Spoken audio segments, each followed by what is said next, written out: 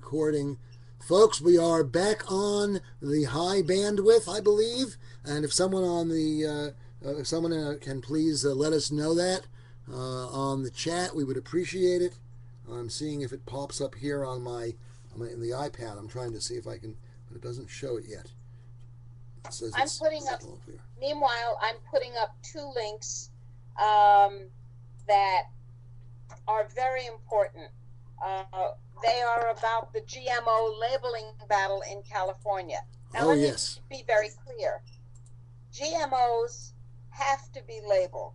They're a toxic ingredient in food, which turns FOOD into PHUDE. Food into PHUDE. I'm on the chat. Just add GMOs and chemicals. Simple. In California, Pam Larry and her group have created a firestorm to demand labeling. Labeling doesn't protect the biosphere. It doesn't get rid of the GMOs, but it hurts the market greatly.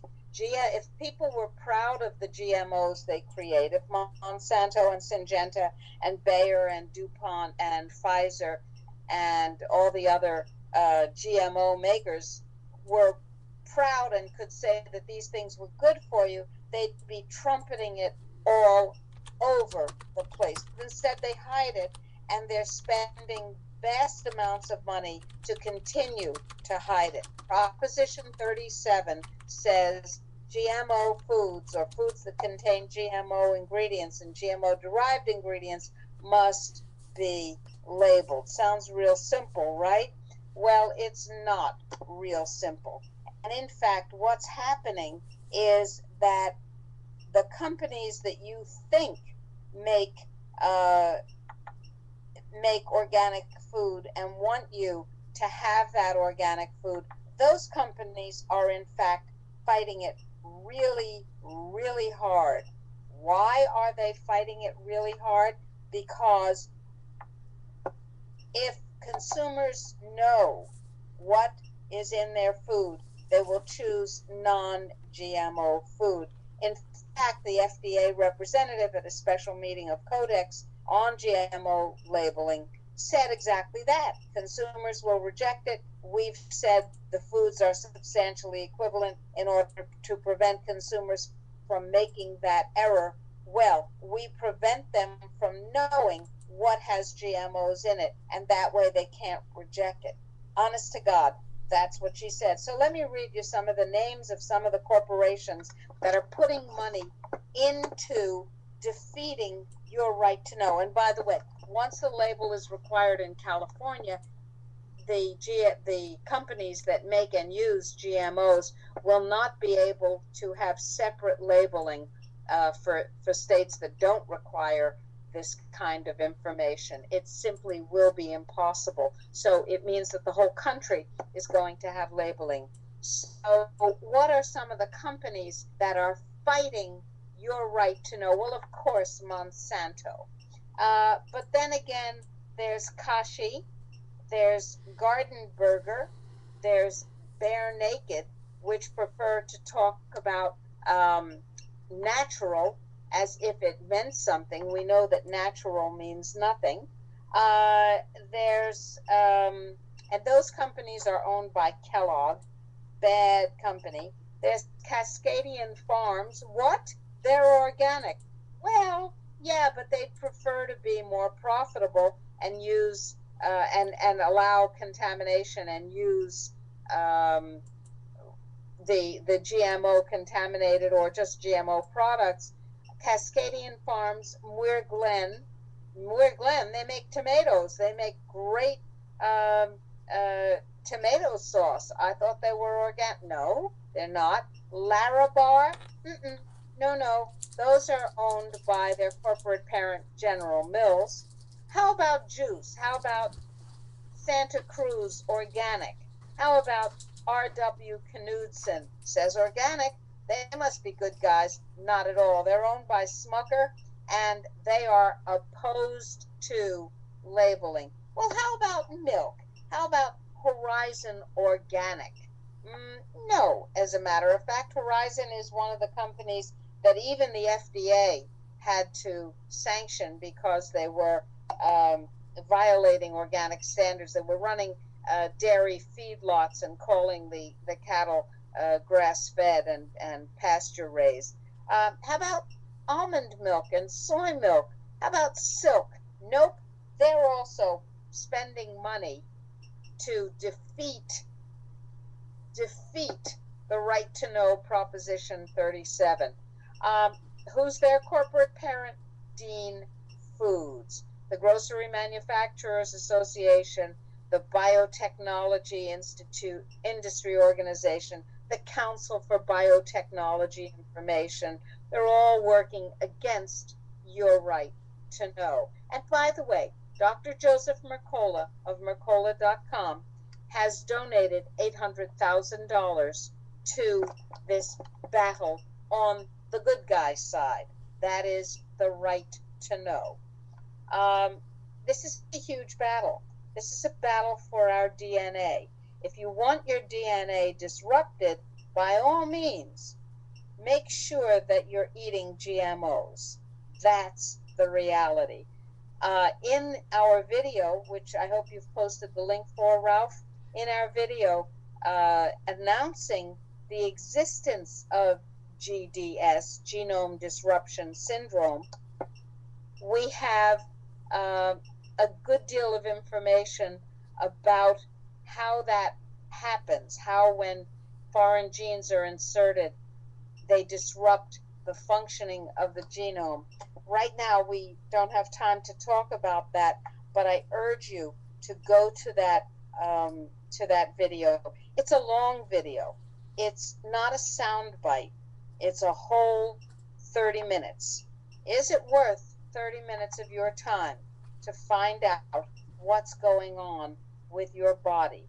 Someone wrote, I am on the chat now, I heard that GMO DNA affects the entire human genome negatively. Absolutely. Ralph, can you post the link to the new video?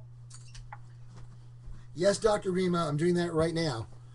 This is to the, yes, that's a private link, by the way, folks, because we want to get out this video to people who have the need to know and have demonstrated the ability to handle that need to know. Now, let me get into here, YouTube channels, Natural Solutions. But I have it, Ralph, I'm doing it right now. All right, no great. I found it. Okay, this is the link to, oh, I don't, yes. No, it's not. That's the wrong link. All right, that's the little introductory link. That's that little introductory video. No, the link to my interview with a vegetarian chef. Oh, Carol, yes, Christina, right? Yes, that's the wrong link. All right, I'll get it for you. I'll get it for you right here. YouTube channels, Natural Solutions. Now, am I in as Natural Solutions? Yes, I am. I just have to. Since this is a private video, I have to go into the manager to get at it. And here it is, genome disruption. There it is, GDS therapy. All right, so I gotta. Okay, this is groundbreaking, and it is about protecting your right to your genome.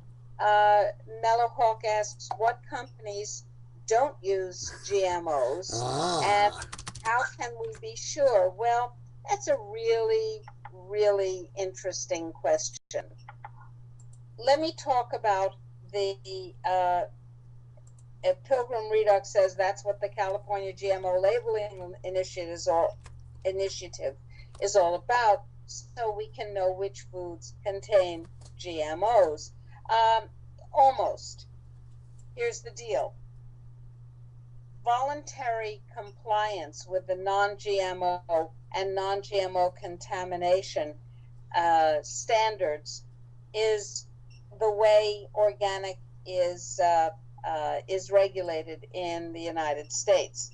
That means it's up to the manufacturer. And if the manufacturer does not choose to spend the money to find out using what's called a PCA probe, which is the only way you can find out, then you really don't know.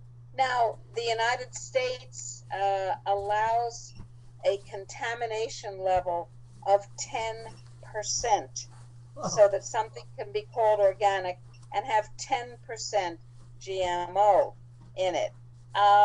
Most of the countries in the world either have a zero contamination level, which is very hard to enforce, or a 0.1% level, or a 0.9% level. So the most permissive level in the world, except for the United States, is less than 1/10 of what the United States allows. But the United States, ever corporate friendly, allows 10%.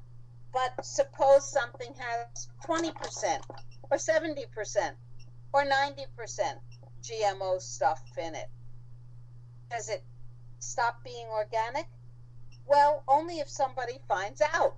And nobody finds out. The company is not going to find out because they don't want to know. And the FDA is not going to find out. And the USDA is not going to find out because, from my point of view, it looks very much as if they really don't care.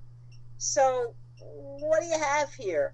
Well, what you have is sham cooperation with the organic movement on the part of a government that is committed to corporate support at all costs. Now remember, and you may not care to go here with me, but this is where I go. The United States government committed itself in 1974 with the National Security Memorandum 200, written for President Nixon by Henry Kissinger, to, that's our guest. I believe it They is. I believe it is, committed Dr. Rima. Oops, just one ring. Hold on, what's all that about? They committed Ralph. themselves. Yes, hello, this is Ralph. Ralph, I picked it up. Are you still on your radio show? Yes, we are, but I believe we have our guest on the phone. Oh, I'm sorry. This is Yes. Dr. Tracy who's supposed to be on the radio show. Indeed, Kathy, yes it is. I thought it was just someone calling generally. Okay, Ralph, you got it. All right, Dr. Tracy, hello, hello. Dr. Rima is on, and she'll be able to hear you quite well. I trust you'll be able to hear her as well. Dr. Rima, your guest. Good morning, Dr. Tracy. How are you? Good morning. I'm fine. Excellent. Before we begin the discussion with you this morning, and I'm so pleased you are here, what you have to tell us is, first of all, something that I agree with as a physician and a psychiatrist and have shaped my career because of, and have also... Dr. Rima, are you there? Oh, my. I'm very pleased that you're going to be able... Yes, can you hear me? Yes. Can you hear me? We I can can hear hear you. you perfectly. Good. Can you hear me? We can hear you fine. Not only have I shaped a career around the information that that you and I agree on so powerfully, but I have tried to give people the information so that they could resist the compulsory use of drugs on them and their children. Before we begin, though, if Dr. Tracy, if you give me just 1 second to finish the thought that I was sharing with our audience. I was saying that the only way that GMOs are going to be eliminated from our diets is if we demand the kind of scrutiny from organic producers that gives us that certainty. If we use the power of our pocketbooks, if we use our wallets, if we start buying food wherever possible from certified local organic farmers and producers, and if we start asking the hard questions, I assure you the industry will change. It always does. So now, having said that, and having said and having told you that we are producing a brand new action item to end the privatization of censorship that the FDA has, and banning of vitamins that the FDA has been working for so long, we're going to switch gears, and we're going to welcome Dr. Ann Blake Tracy, PhD, to our show. Welcome, Dr. Tracy. Thank you. I appreciate that. Yep, we're there. Got a nightmare on our hands worldwide due to the use of these drugs. These antidepressants. Tracy, you're breaking up a bit. Are you on a speakerphone, or can you join us directly on a handheld set? Can you hear me any better? That's a little bit better, yes. Now, you're not going to, it may be difficult for you to hear Dr. Rima where you in this position, but I have the microphone that's broadcasting to the audience directly against the speakerphone. So it should be possible for our audience to hear you as well. So let's take that from the top. Well, this is such an important topic. And if you'll just begin at the beginning, we'll all listen. Okay.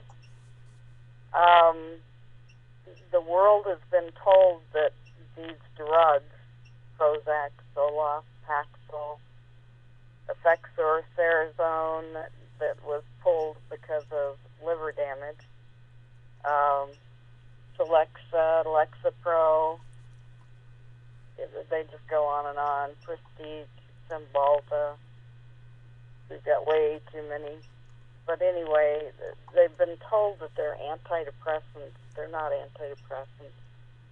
These drugs should be classified as dissociative anesthetics because that's how they work. They anesthetize your ability to associate with other people? They anesthetize you, period. I got it. You get to the point where you can't feel.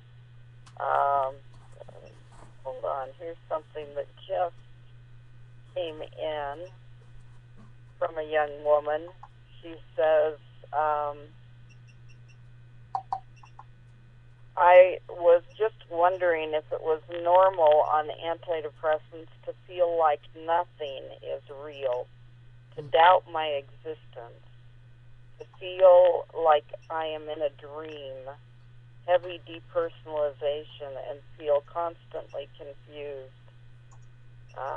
I don't even know what reality is anymore. Wow. Yeah. I mean, I had one fellow I helped 2 years on Prozac. He said, over the last 2 years, I don't know what was real and what was a dream. I don't know what I've done and what I haven't done. I lay awake at night, scared to death that the police are going to come in and haul me off for doing something that I can't remember doing. Dr. Tracy, tell us a little bit about yourself and how you became focused on this issue, and then tell us what your interaction with the courts around this has been. All right.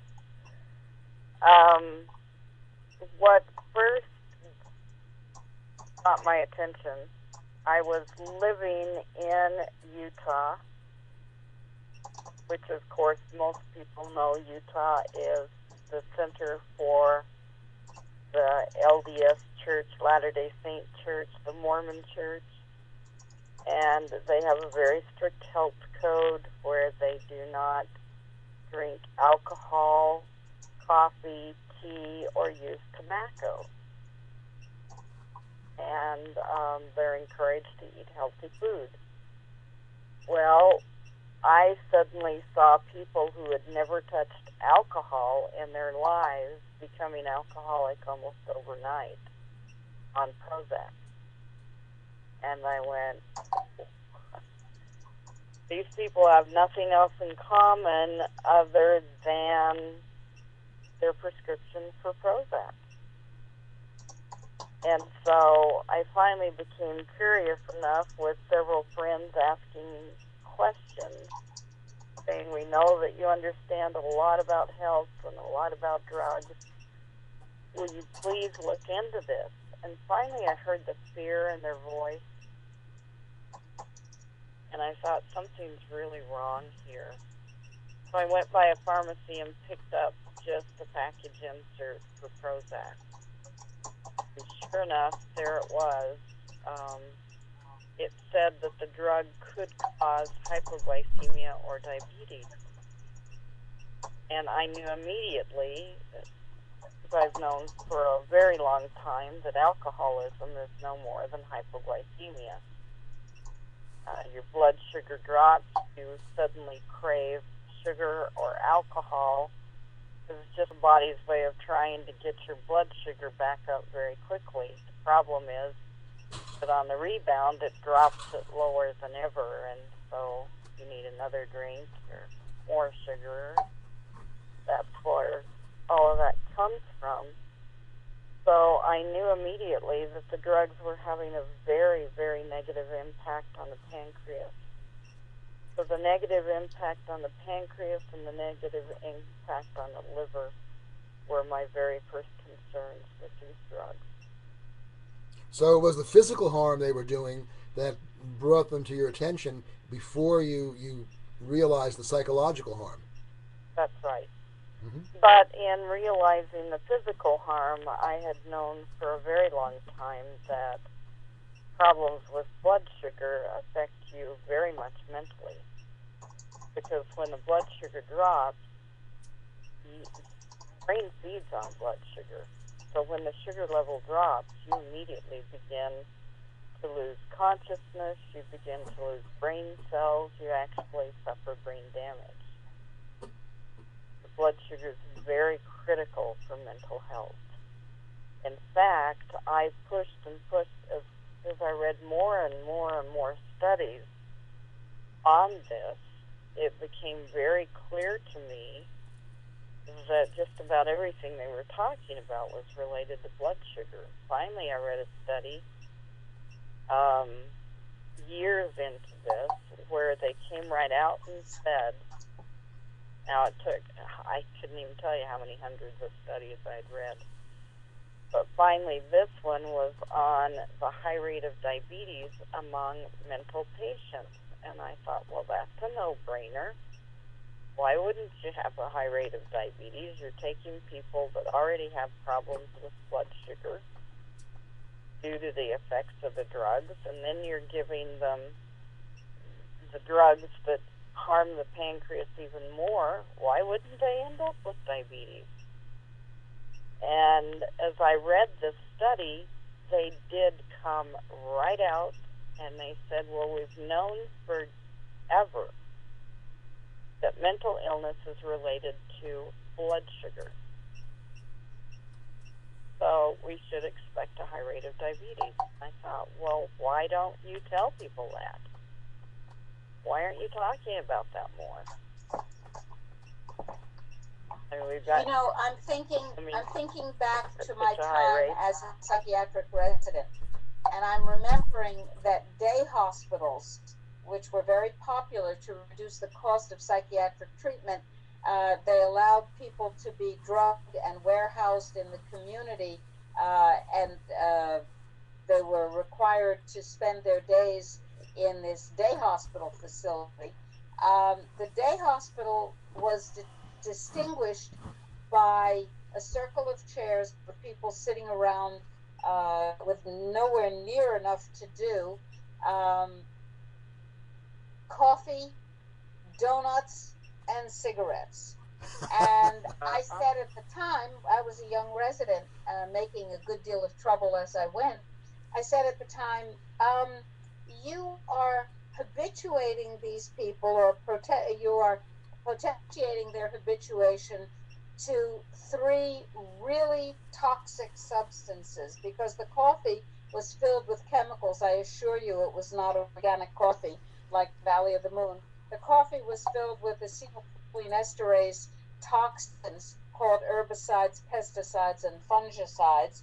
The cigarettes, of course, we understand that what people were doing, in addition to harming their lungs and damaging their immune system, they were also neuroregulating by getting dopamine hits, blasts of dopamine to their cells, their neurological apparatus, to make themselves calmer and feel better. They were drugging themselves with every puff of these addictive and dangerous cigarettes. And the donuts were further damaging their blood sugar regulation by pumping them up with jolts of simple carbohydrates, including sugar. I said, if you really want these people to get well, why don't we do something that enhances their health, neurological and physical, as well as psychiatric?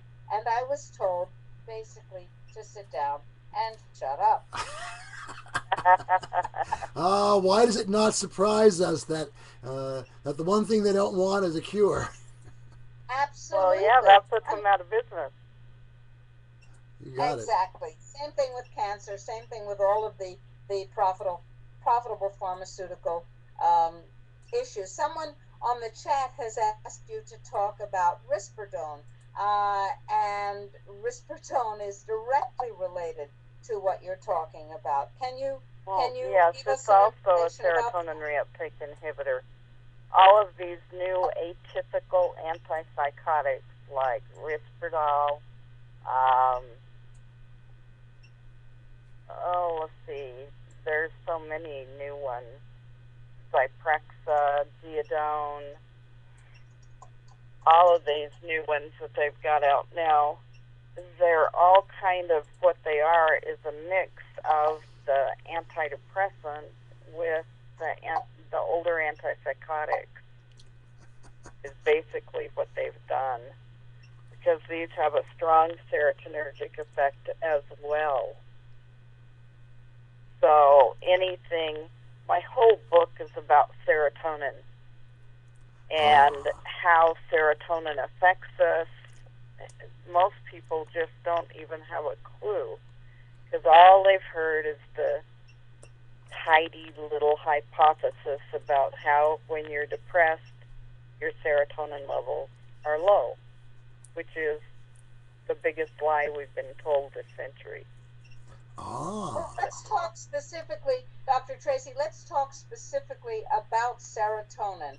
And let's begin by telling people that about 90% of our serotonin is produced in our gut.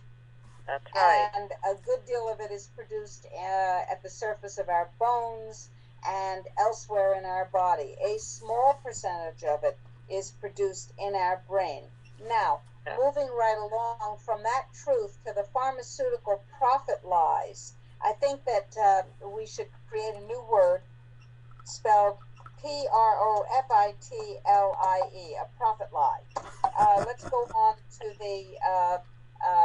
the discussion about serotonin in terms of the myth and the mayhem caused by the pharmaceutical profit lie. Please, Dr. Tracy. Yeah, well, what they did is they told everybody that their serotonin levels were low and they had to increase them in order to feel better. The truth is, what is low in depression, according to studies over the last, who knows how many decades now, is that your ability to metabolize serotonin is low, not serotonin itself. When you can't metabolize serotonin, the serotonin levels go up. What a serotonin reuptake inhibitor is something that inhibits your ability to reuptake or metabolize serotonin. So these drugs all interfere with your ability to metabolize serotonin and therefore cause the serotonin levels to rise. let me interrupt here for a moment, Dr. Tracy. So what you're telling us is that if there is a metabolic problem, a lesion, which causes an interference in serotonin uptake, the drugs make that worse and cause more of an interference in serotonin uptake. Exactly. So they're doing the exact opposite of what everybody needed. For decades, researchers have been interested in serotonin because LSD and PCP produce their psychedelic effects by mimicking serotonin. So when you take LSD or PCP, the brain reads it as if it is serotonin, and you see how people act on those drugs. What one doctor that I've done a lot of radio shows with calls the antidepressants are slow-fused LSD or PCP, because gradually as the serotonin levels go up and you end up with higher and higher levels, you start acting as if you're on LSD or PCP. Wow, interesting. How does this relate to the action of the FDA a few years ago to pull off the market, or to attempt to pull off the market, tryptophan, which of course is a precursor? Right. Does that relate to because presumably if you have the right nutritional precursors, your body will make the right amount instead of the wrong amount? Presumably, as long as your ability to metabolize that has not been interfered with. Got it. So what's the underlying cause of the failure to metabolize? Do. And they slowly destroy the enzymes that you would use to break down serotonin. Unfortunately, those enzymes... Let's say that again. And they slowly destroy the enzymes that you need. So let's picture this. You have, let us say, a slow metabolism of serotonin. So serotonin piles up in your brain. You get some symptoms from having too much serotonin. The doctor, who is a witting or unwilling pharmaceutical dupe and shill, because the training has been nothing short of a marketing campaign for the pharmaceutical industry. The doctor says, okay, you have symptoms. I will give you a drug that causes the same problem to accelerate. And not only that, I will destroy, or the drug that I give you will destroy the enzymes that you need to have any functioning in this area, making you even more dysregulated and requiring for you, under my doctor's rubric, says the pharmaceutical shill doctor, more drugs. So you have become a marketing opportunity for my masters, the pharmaceutical industry. That's what the doctor, wittingly or unwittingly, is saying when these drugs are prescribed. Would you agree or disagree with that, Dr. Tracy? I would agree completely.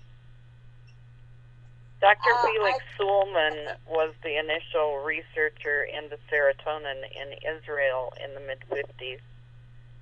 And he found that people who were unable to metabolize serotonin on their own suffered from what he called the serotonin irritation syndrome. Oh. And he found various symptoms in these people. And then the studies continued, and they found a whole list. You ready for the list of what elevated serotonin levels are found in? Yes. Psychosis or schizophrenia, mood disorders, organic brain disease, mental autism, Alzheimer's, mania, depression, anxiety, suicide, violence, arson, substance abuse, insomnia, violent nightmares, impulsive behavior with no concern for punishment, reckless driving, exhibitionism, hostility, argumentative behavior, and so on. Interesting. It seems to So be the entire culture that we live in, summed up in symptoms. That's right. We were talking about road rage long before you ever heard the term. Mm-hmm. So the very things that people come to the supposedly helpful physician for help with are the things that the supposed treatment causes.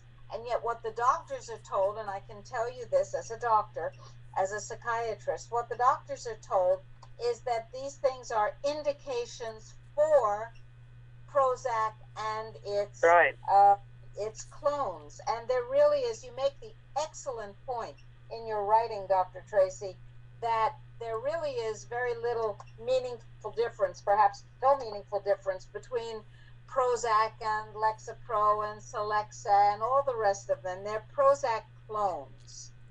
Right. I call them Prozac number 1, Prozac number 2, Prozac number 3. People look at the title of my book and say, Prozac, Panacea, or Pandora. I'm not on Prozac.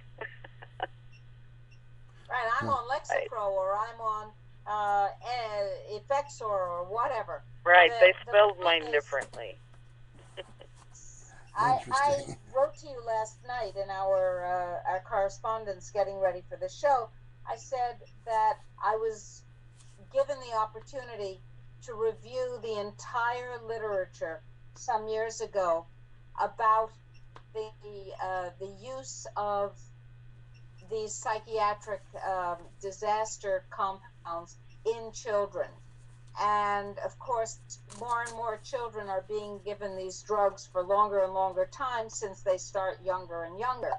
And I found that the longest clinical trial of any of these drugs was 13 weeks.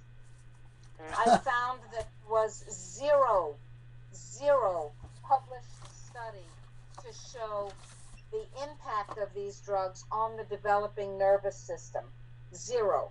I found that there were zero published studies showing the effects on later development in the brains and lives of children who had been placed on these drugs for a period of time and then taken off them. And there was zero study to show what happened when children were placed on them and kept on them. But if you think this is only a kid problem, there's something else that you need to know. The same problems, the same damages take place in the brains of adults. It's just that kids are even more susceptible. Would you agree or disagree with those statements? Completely agree. Yeah, I can understand why there's got to be agreement on this, because it's so evident from what we've been experiencing around us. I mean, it's the truth rings free. And folks, it is now 11 a.m. on the Dr. Rima Truths Report. Dr. Rima Truth Report is brought to you over www.healthfreedomportal.org. We are in the halfway mark on our program, Dr. Rima, on a very exciting presentation. But as is always the case at the halfway point, we break for a brief commercial. I have on the screen Valley of the Moon coffee. I know you are right now in Chile, a country that loves coffee. Tell us a bit about coffee, if you will. Well, our coffee is grown on our own teaching farm or finca. It is absolutely exquisite. We are now drinking our 4th crop of coffee. Parsley 123 says it is delicious. It is delicious, and it is completely and totally 100% free of any kind of toxic chemical. We do spray things on it. Here's what we do. We brew up a liquid composed of nutrients and beneficial bacteria. And then when that is ripe, and it never gets to smell unpleasant, it always smells fresh and fruity. When that is ripe, we fill spray tanks, they're backpack tanks, pressurized by the motion of the elbow of the worker, and we spray every leaf of our about 43,000 plants with this. It's very, very intensive work, and it requires people to carefully maintain every plant, highly, highly labor intensive, and we clear the land around the ground around each coffee tree stem so that there will be no opportunity for disease or insects to attack the tree. We take care of it as lovingly as you take care of your prize orchid.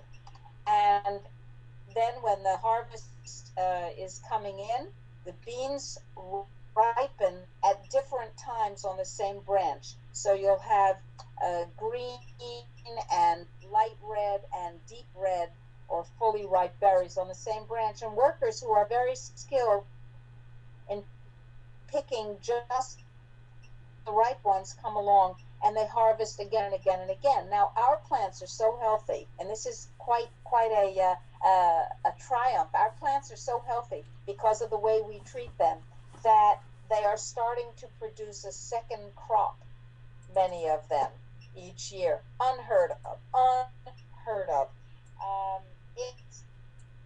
It says, what is the name of the least acidic name if we order? I'm sorry, I don't understand that. The coffee is wonderfully mild and robust at the same time, with a perfect flavor according to the 5 professional coffee tasters who have tasted it when we were not paying them. Each of them has said, this is the best coffee I have ever tasted. It's health freedom's coffee. You support your health when you use it because it has no toxic chemicals, and we're finding out more and more about the fact that coffee prevents the development of skin cancer. It prevents it reduces the likelihood of death by all causes when you drink a substantial amount of it. The amount that I drink, I kind of sip on it all day.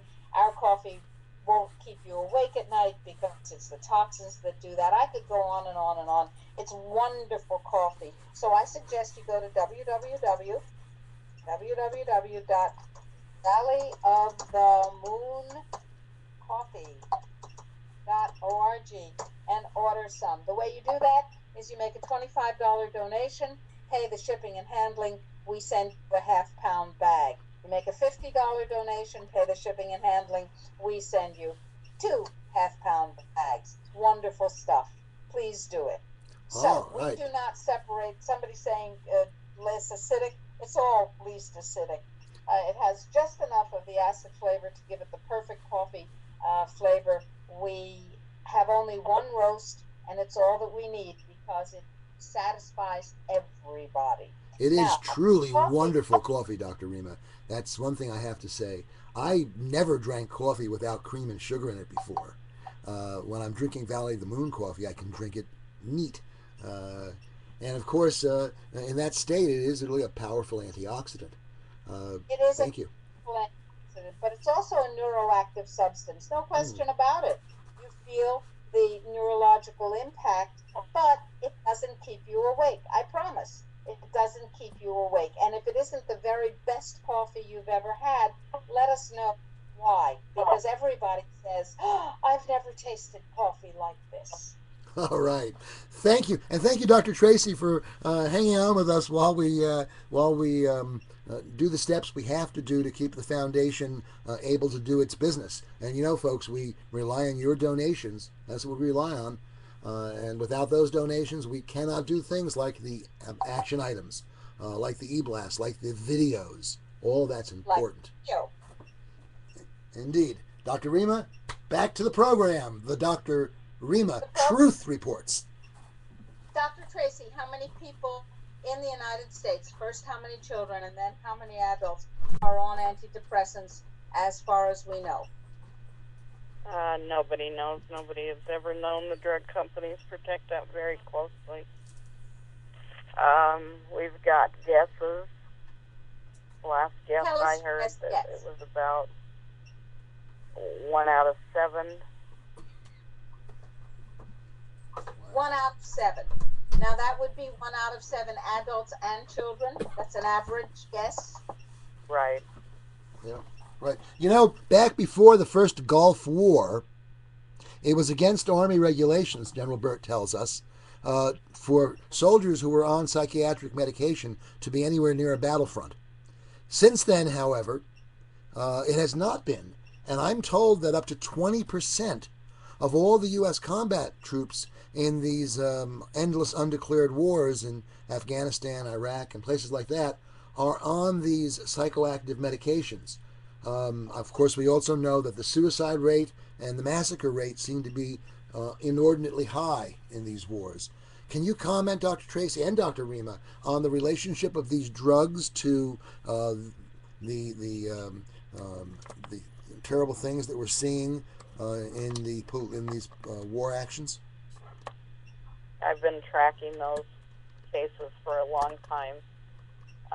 In fact, I started working with Captain Joyce Riley. If you're familiar Yes. with Joyce. But he's a nurse and was really focusing a lot on the Gulf War syndrome. I called in on a radio show that she was on, and I said, "Are you sure that Gulf War syndrome is what they're suffering from? Because all the symptoms that you're listing are side effects of antidepressants." And I'm sure they're all on antidepressants, aren't they? She found that Joyce 90%. 90%? 90% of the ones that she was working with were on them. That's what Dr. Joyce said. Okay. These were the ones coming to her because they were so sick. And of those suffering from what they thought was Gulf War syndrome, 90% were taking the antidepressants.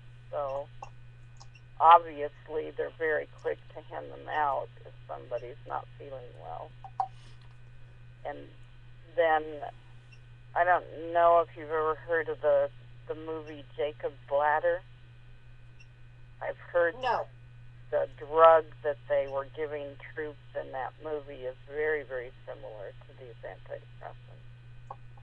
Okay. The whole reason for giving them, from what I understand, was to make them meaner and more aggressive in war. Huh. Now, Hitler did that. He used steroids. And I think it's that's what he had important his to focus on the lot fact of that in the presence of antidepressants and antipsychotics, what happens to people who are in a war zone or in a state of high anxiety is that their entire neurochemistry is disrupted, and they become far more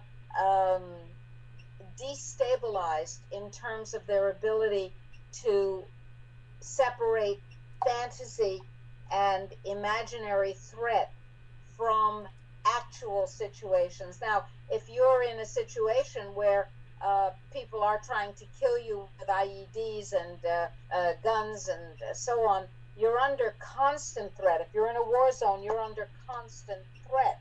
You're already on high alert.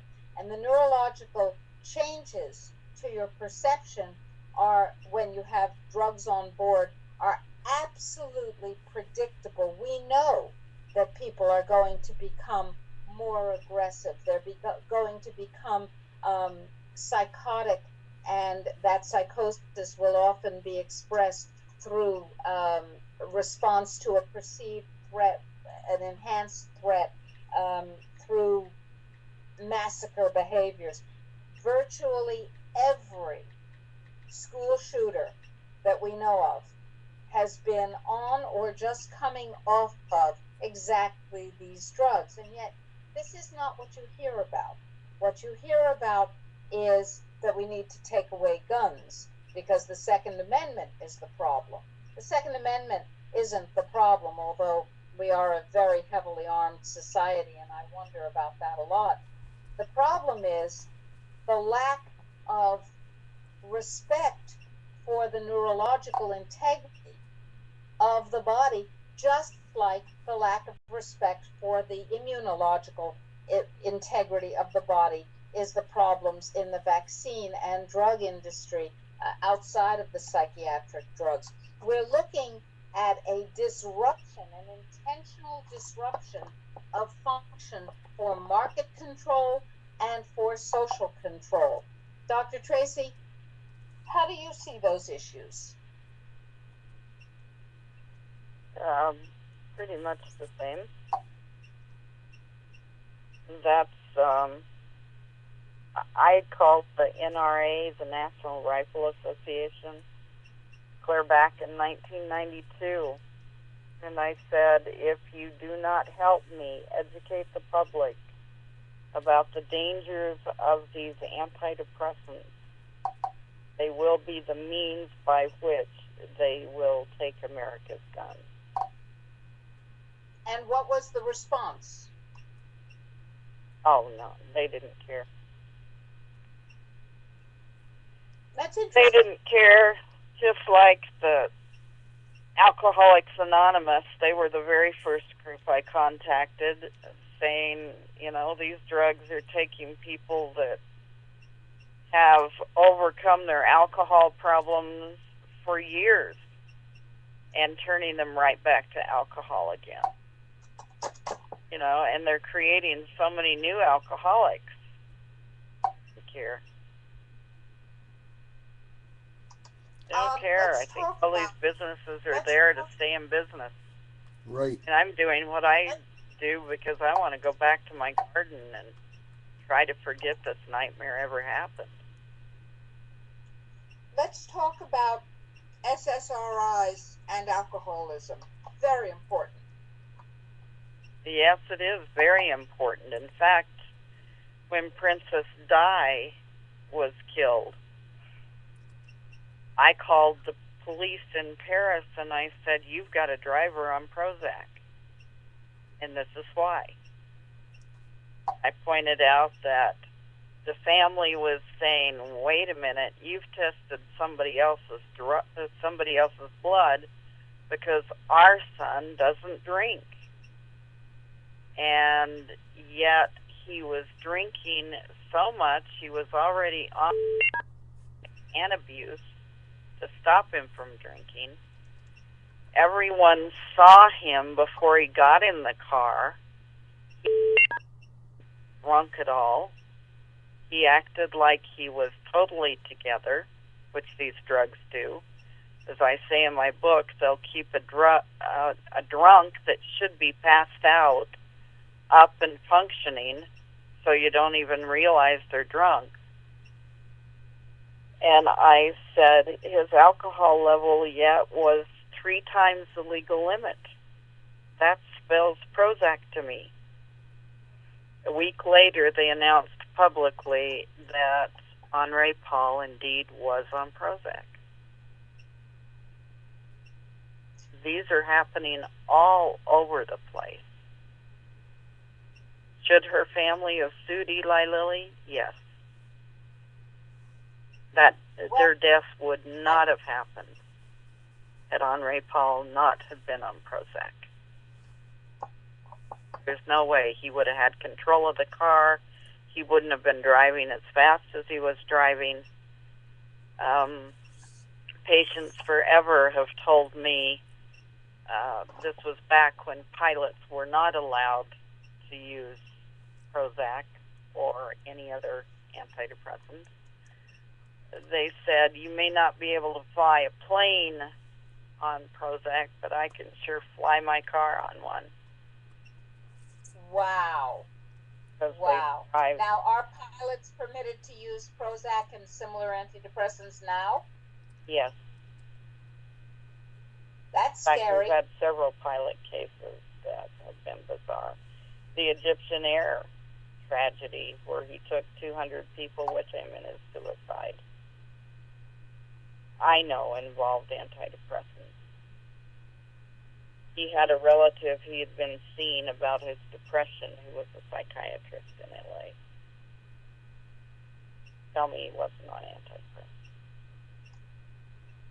It seems to me that the distribution system has to be educated. The distribution system is the physicians. You got to get them off of their antidepressants first.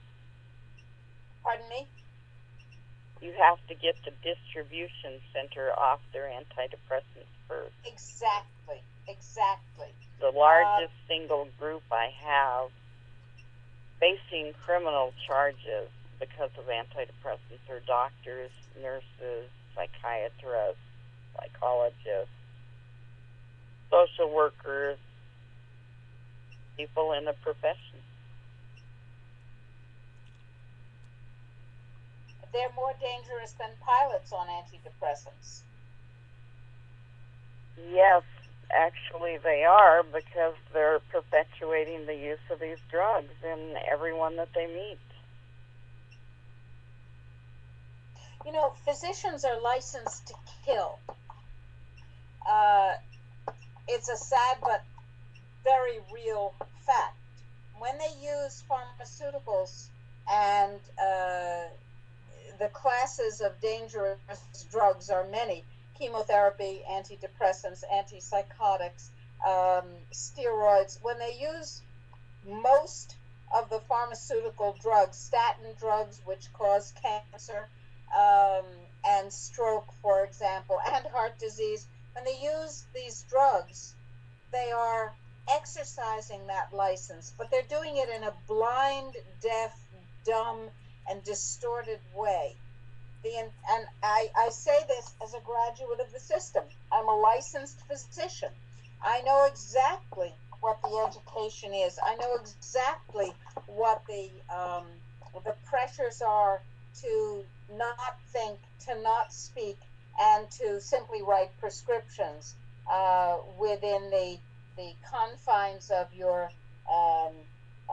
specialty. And the system has been brilliantly designed. One of our chatters at healthfreedomportal.org just wrote, Big Pharma apparently has so much money they no longer fear lawsuits. That is true. They no longer fear lawsuits. When Merck settles for $3 billion, it's just the cost of doing business. I figure all of that in when they come up with the cost of a drug. Which is why these drugs they figure that in, says Dr. Tracy, when they price out the drugs, which is one of the reasons that drugs are so expensive, no doubt.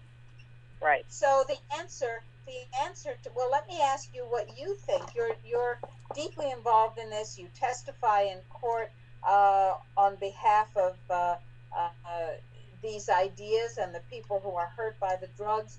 What do you think the solution is? There's always a solution. What do you think the solution or solutions will be to this horrendous poisoning problem? I don't know, Dr. Rima.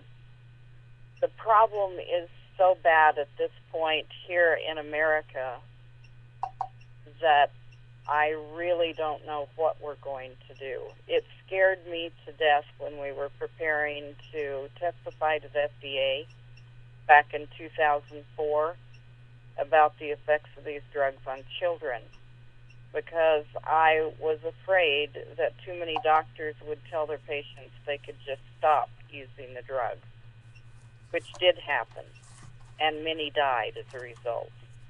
You cannot abruptly discontinue an antidepressant. Right. You absolutely cannot. You go insane. You become suicidal. All kinds of hell breaks loose if you come off too quickly. Exactly. That is why I don't know what we're ever going to do. Especially in the economy the way it is now. So many people cannot afford to get their medications. Therefore, they're going off of these drugs cold turkey. And we're seeing terrible tragedies as a result. This is last week. We had a man that had lost his job, and he just killed a constable that brought papers to him. It ended up 3 people were dead. But we're going to see just so many of those. I don't know what the answer is, other than ban the drugs, but allow the people who are on them to wean very slowly off of the drugs. The similarity to GMOs and to vaccines is remarkable. I believe that the answer has several parts. The first part is the word no.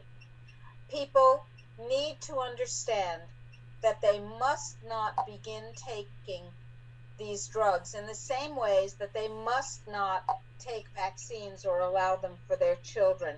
And there are, in spite of what school districts and states and employers tell people, there are legal recourses for people who do not want vaccines. There are exemptions. We've had many programs about that. Ralph is an attorney who has counseled and helped many people create these exemptions. We've sued the FDA 3 times on the basis of these issues, and we've won each time.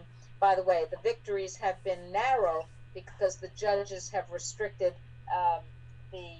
the ruling as much as they could. But the fact is that there are ways to say no to vaccines. There are ways to say no, or to make a very big stink about GMOs to give us the right to say no.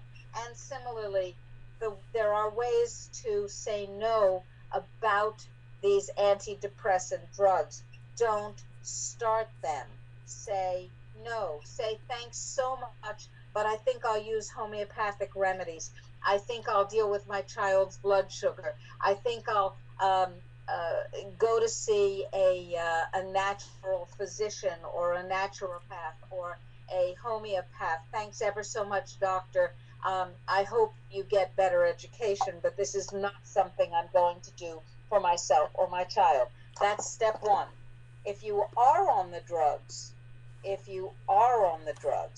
then it's time to use sensible, sane, and very, very judicious methods to get off. How do you help people when they say, what do I do to get off these drugs, or get my child off these drugs, or my husband? Well, I finally had to put a CD together. The CD goes for an hour and a half, detailing exactly how you get off an antidepressant safely. I got so tired of repeating myself, and when it takes about an hour and a half to tell someone exactly how to do it and how to rebuild after using them, there just wasn't enough time left in my life to do it.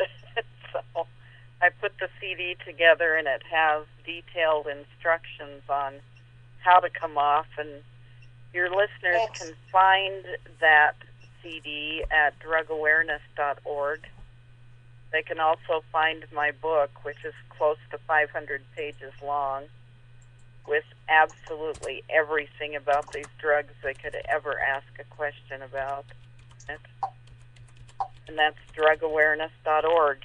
Now, we also have a database of cases that we've put together where they can see the impact of these drugs on the world.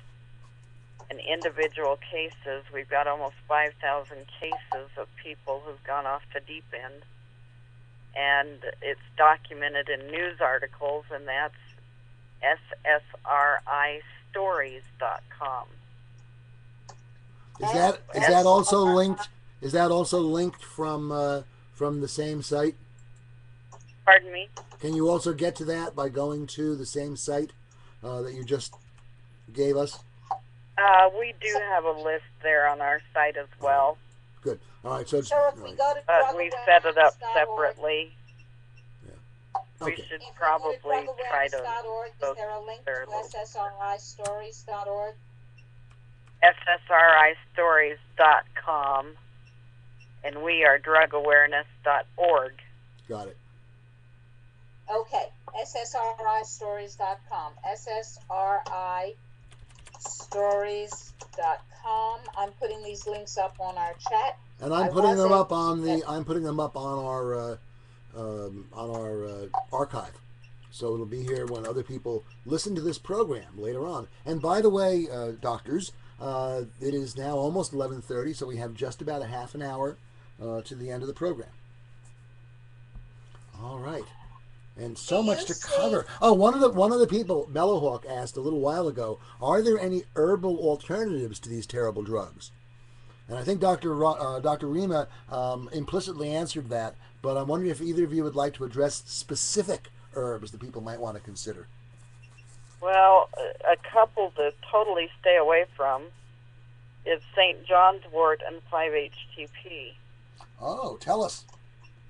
The reason is, and I have just been really upset, so many of these naturopaths have looked at the drugs and said, oh, well, we can increase serotonin with natural things. Well, remember what I said?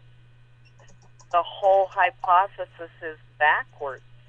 You do not want to increase serotonin. You want to increase the metabolism of serotonin. Well, they've pulled these things out that increase serotonin and said, this is what you need. It's not what you need, no more than the drugs are what you need. So what you want to do, there's a very good combination of hops, valerian, and skullcap that are very calming, and together they do a wonderful job of helping people calm down after they've taken these. Calcium and magnesium are definitely depleted by the drugs. You need to replace those. Chamomile, of course, is wonderful in calming the nervous system. Ginkgo is wonderful in getting oxygen into the brain and getting the brain to work better again. Hyperbaric oxygen chambers are wonderful after these drugs. So there's a lot of different things that you can use, but be very, very careful when the person that you're talking to is relying on this research that is backwards. And in fact, it's not all their problem, because early on I went to the largest distributor of health books in the country, and I said, you know, here's my book. Health stores absolutely love it. They need this information to help patients, and they turned the book down. Their reason? They were already carrying the book Listening to Prozac, which was the book that I believe Eli Lilly commissioned to begin with to start the craze of using Prozac. And they said that because they carried that book, they didn't want to confuse their customers by carrying mine as well. And I said, excuse me, is this really NutriBook? Because here they are carrying a book that promotes the use of drugs and turning down a book that says these are the problems with these drugs, and this is why you need to use all these natural things instead. So because of that, so many of these health stores and health practitioners never got this information. It's just really a tragedy. In fact, NutriBook is located right in Denver, Colorado. So the first boy taught at Columbine and I went together to pay a visit to NutriBook, and we asked to see the head of the company, and we took a magazine by the Washington Times on an article that we had done together about the real cause of Columbine. And when we saw the man, Mark handed it to him and said, "We came to thank you for your contribution in causing Columbine in your own backyard by refusing to get this information to the public." Of course, we were escorted out very quickly, but we felt better. Wow. Very good. Good for you. Unfortunately, you didn't videotape that interview. Oh, no, we should have done that. I didn't even think. Yeah. That's one of the things we've been learning from one of the finest communicators in the world these days, a guy named Joel Bauer. It's always to have that camera in hand. Right, Dr. Rima? Absolutely. Well, my son-in-law is very much that way, so maybe he'll just have to follow me around a little bit more. Absolutely. It makes for very, very powerful instructional tools. People are on the chat. It's a very vigorous chat, which I love. People are talking about, well, I'll read you. Chickadee says, if people aren't anxious today with what's going on and plan to happen, something isn't healthy here. Since when will a drug make all the bad go away? Oh, the chipping, she's talking about the nano-chipped medications. The chipping is a very frightening thing.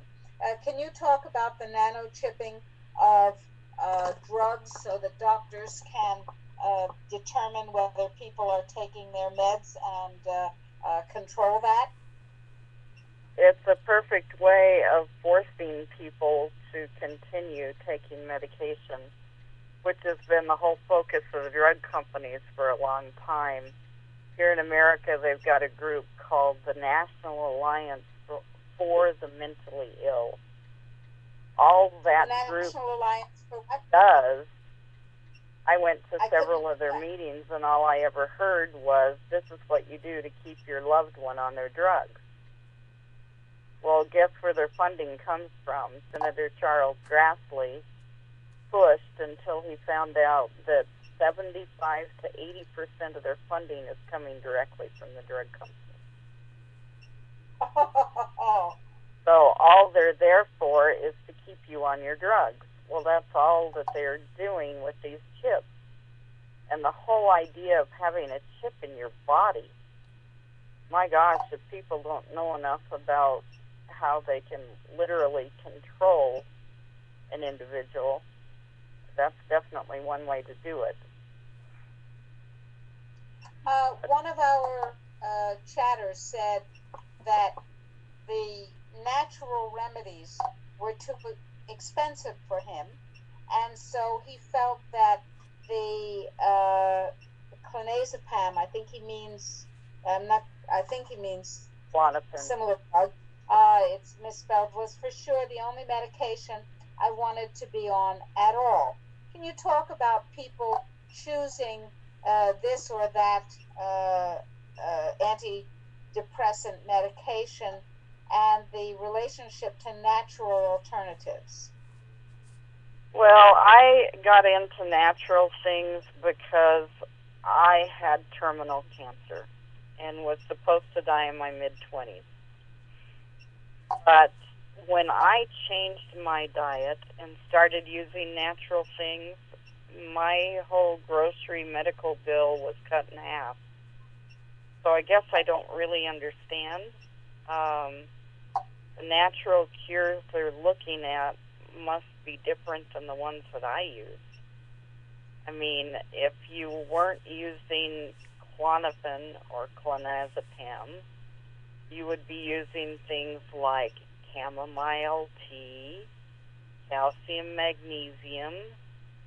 I don't see where those things are all that expensive. Precisely. Except that drug companies, actually, from what I heard, own many of the insurance companies. Absolutely. The They have insurance interlocking companies help directorates. fund the payment for the drugs so that you're only paying a small percentage. So that might be why. Instead of paying like $100 or so, you're paying like maybe $5 or $10 copay is what they call it, because the insurance company is covering the rest.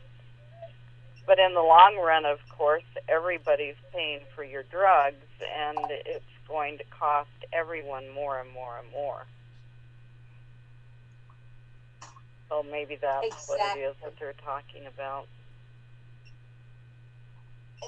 The economy is a false one because the drug insurance cabal owns and controls the medical industry, and the pharmaceutical industry is very, very, very heavily involved in the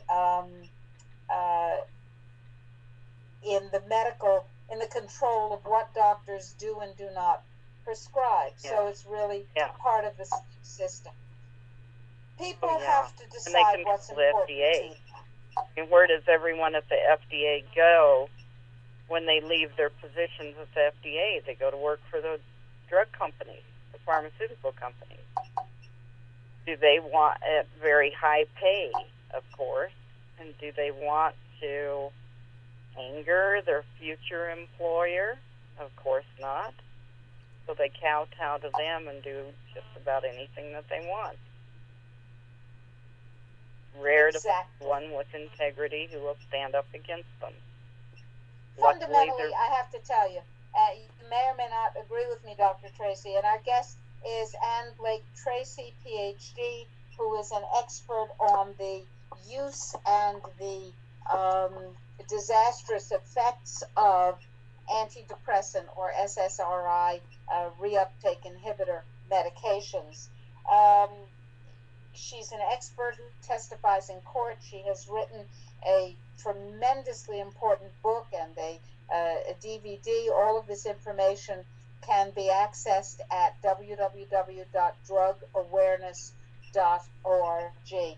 Go there. If you or a loved one or someone you care about is now caught in the web of these horrible drugs, and no one should be, go there. I have to say that as a psychiatrist and a child psychiatrist, for my entire 42-year practice, I have never written a drug prescription for a psychoactive medication, or for that matter, for anything other than a bioidentical hormone.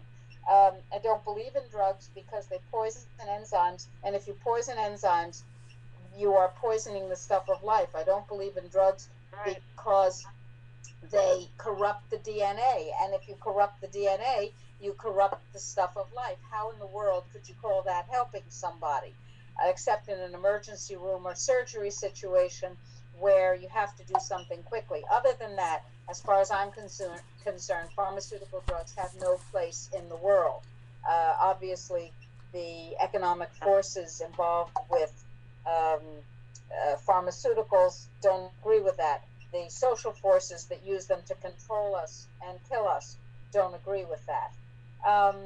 The issues here are enormous, but they're our fault. What do I mean by that? I was in training. I graduated from medical school in 1970. So I was in my psychiatric training for the next 5 years. And during that time, psychiatric medications were just coming to the fore, and psychiatry got to be a, quote, real specialty because it had something to prescribe. Before that, we only had Thorazine, we had a couple of tranquilizers, and we had a couple of things to put patients to sleep. We weren't considered a real specialty because we didn't have any drugs, which of course is absurd. But I saw what was coming in with Nathan Klein's antidepressants. He was the father of the antidepressant pharmacology. And I watched the new drugs, the antipsychotics and the antidepressants come in, and I saw the pharmacology.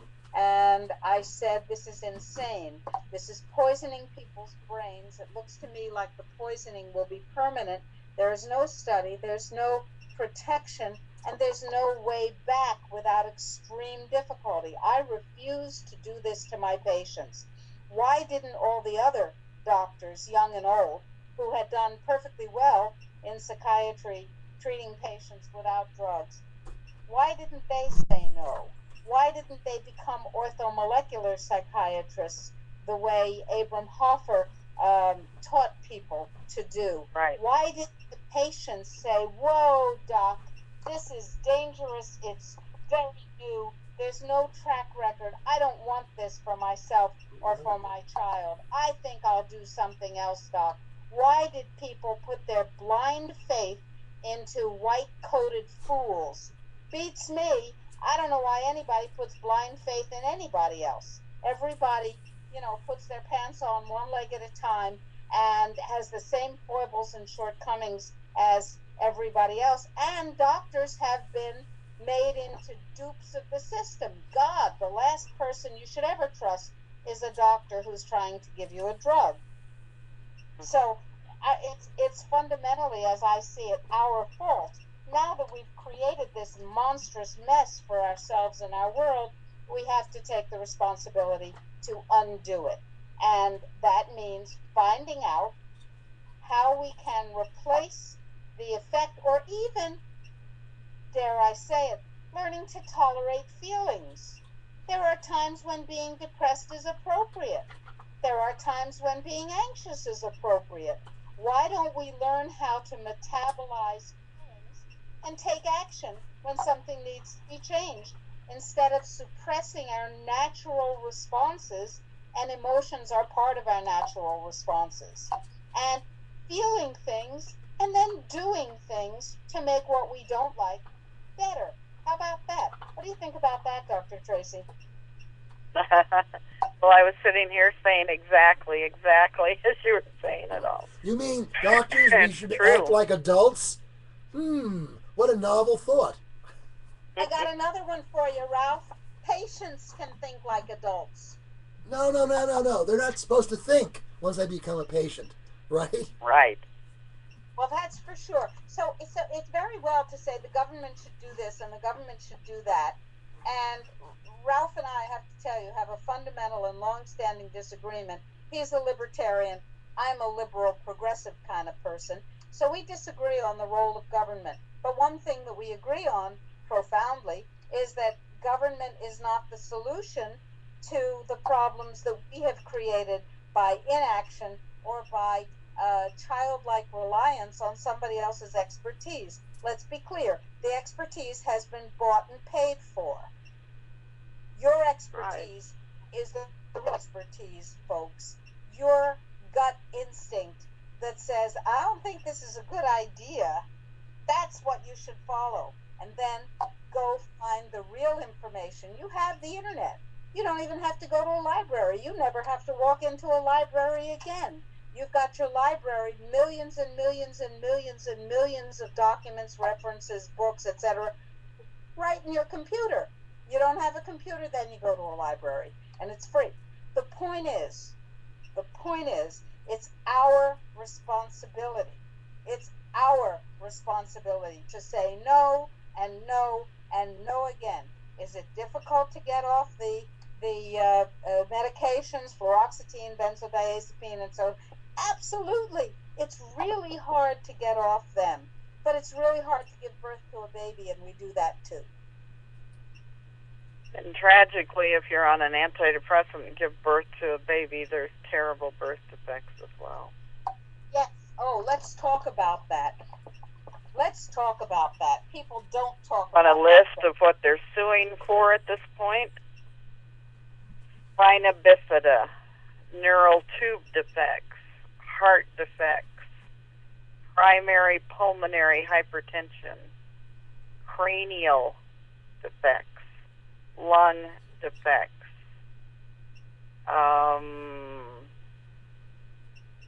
limb defects, club foot, hole in the heart, abdominal defects, cleft lip, cleft palate, anal atresia, where the anus is closed and it must be surgically opened. ventricle septal defect, atrial septal defect, transposition of the great arteries. Now, of course, these heart problems, they have to have open heart surgery at birth. Metrology of follets, symptoms of autism or ADHD. In fact, the chances of your child being autistic are 4 times greater on an antidepressant. And then, of course, confirmed diagnosis of autism. In some cases, the organs are born outside the body. Those are the things they're suing for. About 2 years ago, the Spineless, Gutless, Worthless Congress of the United States passed a law authorizing the psychiatric screening of every pregnant mother as a screening for the likely development of postpartum depression. Right, the Mother's Act. Fortunate woman killed herself with postpartum depression, and so in order to prevent that, of course she was on the drugs. Yes, they authorized the doctors, or they required doctors to screen pregnant women for the likely development of postpartum depression, as if physicians and psychiatrists could accurately screen for that, which they cannot.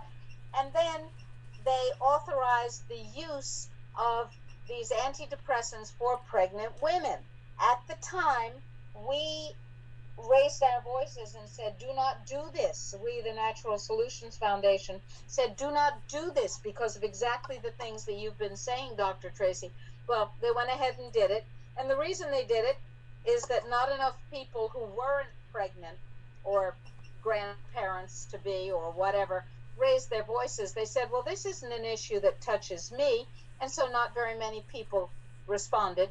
The law was passed, the screening goes on, and now these phenomenally dangerous to fetuses and embryos and baby drugs are handed out like the proverbial candy to pregnant women, damaging the babies. But hey, it's good marketing, because then these babies require a lifetime of pharmaceutical intervention. You know, Dr. Rima, it seems to me that this horrendous birth defect that Dr. Tracy was talking about is a grand example, if you will, of GDS in action. I mean, we literally are watching the drugs disrupt the genome and produce deformed children. This is the exact center of what you're talking about and the syndrome you've been defining. And maybe in the last 10 minutes of the program, we should go back to the genome disruption syndrome and talk about it in light of the information that we've gotten from Dr. Tracy today. Great idea. I think it would be really useful to have an opportunity to talk together and record it and put it out as a video on the genetic impact of these drugs in people who take them, that is their own genes being changed, and the genes of the children who are in utero when the mother takes them. Well, and these children go through withdrawal. The drugs are in their system. I mean, that's pretty matter of fact, but let's remember, folks, these are drugs that are horrendous to go through withdrawal from. I mean, they're as bad as going through heroin withdrawal, if I understand it correctly. Actually, they're worse, Dr. Rima says. Wouldn't you agree, Dr. Tracy? They are. They're worse. I mean, heroin's just an old medication. So is LSD, so is PCP, so is ecstasy. These are all old medications that have been pulled from the market. People don't realize that. So, of course, the older medications were milder. These are much stronger. Each new one that they come out with is stronger and stronger. I don't know how we have as many people left on the planet as we do, because they're doing one Well, Dr. Tracy, it's not their plan for there to be that many people left on the planet. I know. Yeah, exactly. I don't know if you've seen Dr. Rima's video on the global genocidal agenda. A short video that has been widely, virally spread about. But this is one of our chief concerns. Yeah. We have a Oh, question. it's pretty clear they're doing one heck of a job of getting rid of as many of us as they can so that they can have all of our toys. Indeed. Exactly. Now, people have been asking for a Fukushima update, and the update on Fukushima is that once again we have documentation that the situation there is far worse than anybody has fessed up to it being. We have TEPCO saying that they're going to figure out some way to get the fuel rods in fuel pool number 4 out. We have the Japanese government under heavy attack to go to non-nuclear power, but persevering in reopening nuclear stations. There are 2 online now at Ohi, which had been taken off with Fukushima. They are continuing to pour this heavily contaminated coolant water into the Pacific Ocean. The number thousands of gallons an hour, by the way. Yes. The mutations being seen in ocean life and on land continue to mount. The Fukushima butterfly mutations were announced last Thursday, I think. There were reports not long ago of hundreds of thousands of 12-legged purple crabs crawling up on the big island in Hawaii. Nobody had ever seen a 12-legged crab before. There is continuing report of radiation contamination in various parts of the United States and Europe. Cesium-137 and 134 is showing up in French vegetables in increasing amounts. This has the fingerprint of Chernobyl all over it. Well, to get there, the cesium-137 and 134, and these are markers, these are indicators that everything else is there too from the nuclear reactors. The cesium-137 and 134 had to fly over the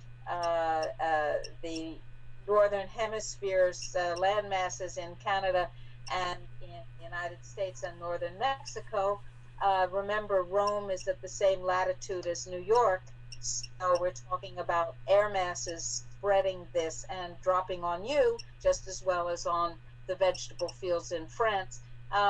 It gets worse and worse and worse, and people need to have sources of clean food. We believe that's what I'm doing in Chile, and we're having incredible success meeting with growers. We'll be setting up a clinic here in Chile where people can come for detoxification in a low radiation environment, because here's the secret, folks: if you're detoxifying from radiation contamination or other genetic manipulation in a high radiation area, still in a high radiation area, it doesn't make any sense.